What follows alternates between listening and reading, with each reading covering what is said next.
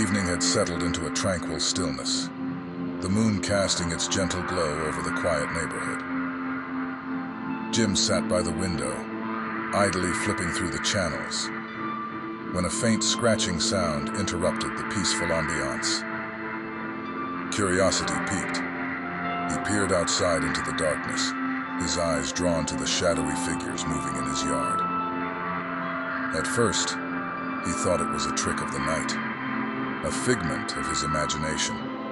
But as he focused, dread gripped him. There, beneath the swaying branches of the old oak tree, a figure cloaked in darkness crouched over a mound of fresh earth, digging furiously.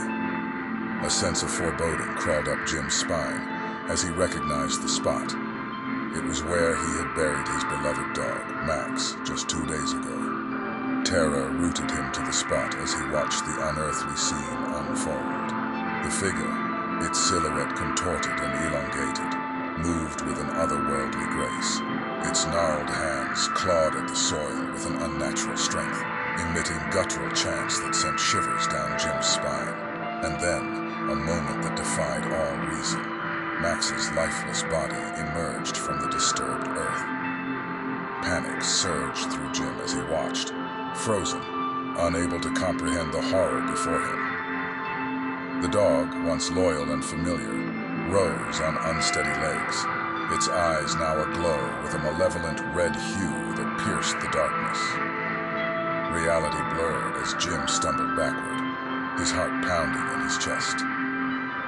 He staggered into the house, slamming the door shut and locking it with trembling hands, his breaths coming in ragged gasps. His mind reeled, grappling with the impossible sight he had just witnessed. But there was no time to process. Fear demanded action. With shaking fingers, he reached for his phone, desperate to call for help. But as he dialed, an eerie realization settled in. The phone displayed no signal, no bars, just a mocking symbol of disconnection. Panic surged anew, and Jim's thoughts raced. How could he explain this? Who would believe such a surreal nightmare? Time stretched into an endless abyss as Jim barricaded himself inside his house. Every creak and whisper in the dark felt like a threat, a herald of the unknown horror lurking outside. His sanctuary had become a prison, the walls a feeble barrier against the demonic entity that now roamed his yard. Hour after agonizing hour passed, the house seemed to groan with the weight of the night, shadows dancing ominously as if concealing malevolent secrets. Jim's nerves were shot, his mind a whirlwind of terror and disbelief.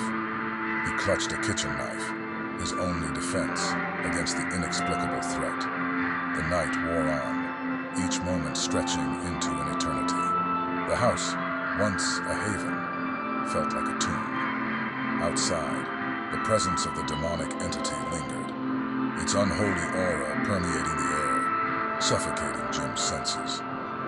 As the first faint light of dawn began to seep through the windows, a tense silence enveloped the house.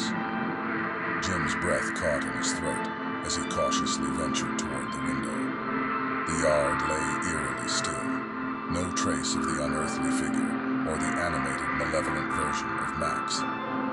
Trepidation gripped Jim as he stepped outside, the morning air crisp and laden with the remnants of the night's horrors.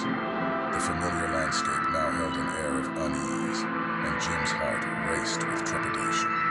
There, by the oak tree, lay a peculiar sight, a mound of disturbed earth in Max's grave, but it was empty, devoid of any signs of disturbance. A chilling realization dawned upon Jim. Whatever had transpired that night was beyond explanation, beyond reason, and beyond the realms of sanity. With a heavy heart and a mind haunted by the inexplicable events, Jim retreated inside, haunted by the memory of witnessing something not of this world. He couldn't shake the feeling that the terror he had encountered that night wasn't done with him, that the unearthly entity had merely retreated into the shadows, waiting for the opportune moment to reclaim what it had unearthed. And in that lingering fear, Jim knew that his nights would never again be filled with peaceful slumber.